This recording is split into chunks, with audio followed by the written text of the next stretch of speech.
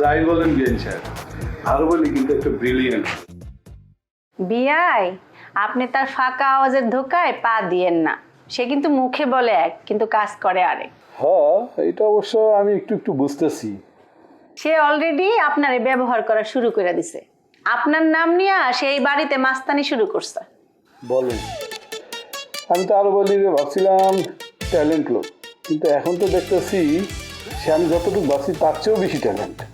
হ্যাঁ, আচ্ছা বাদ দেন, একটা পার্সোনাল কথা জিজ্ঞেস করি বিয়ে, কিছু মনে করেন না? হ্যাঁ, না জিগান কি? আপনি আরো বলি রেনিয়া যখন বাইরে ঘুরতে যান তখন আশেপাশের মানুষ আপনার যদি দেখে কিছু বলে না? সামনে তো কিছু কনের সাহস পায় না, তাই পিছে যে গালাগালি করে এটা আমি বুঝি। হ্যাঁ, গালাগালি করে? গালাগালি করবো কেন? গালাগালি কেন করে বুঝেন না? তার গায়ের রং আর আমার গায়ের রং তো এক না, আকাশ পাতাল তফাৎ।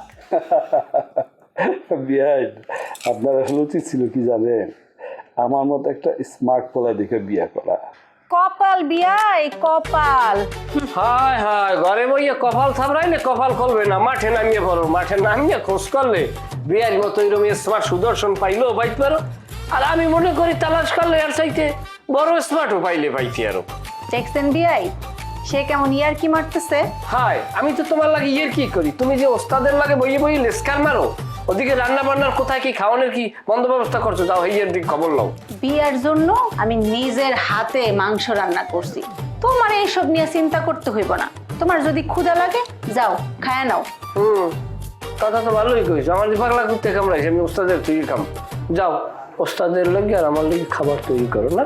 বলি, আমি তো আসলে এত সকাল সকাল খাই না, তোমার খিদা লাগলে তুমি খাই আসো, যাও। ঠিক আছে ওস্তাদ, আমার কোনো সমস্যা নাই, আমি পরে খামো।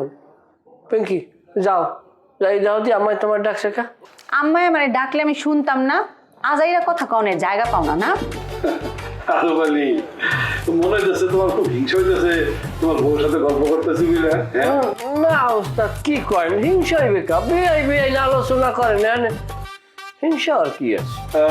একটা কাজ করো, ওই যে আমার পাইটুটা আছে না বুঝলে, ও খাওয়া দাওয়া করছে কিনা একটু গিয়ে খবর দাও, যাও। ওস্তাদে কইস কেমন সব ওই রেস কর, যাও যাইয়া ওই খাওয়ান লাওয়ান রেডি করো ওই যে পাইটুর ব্যাপারে। বিয়াই কিন্তু কথাটা তোমারে কইছে, আমারে না। হয় আমারে যেহেতু কইছে তো আমারই এখন যাওয়া লাগে, আর কি করার আছে।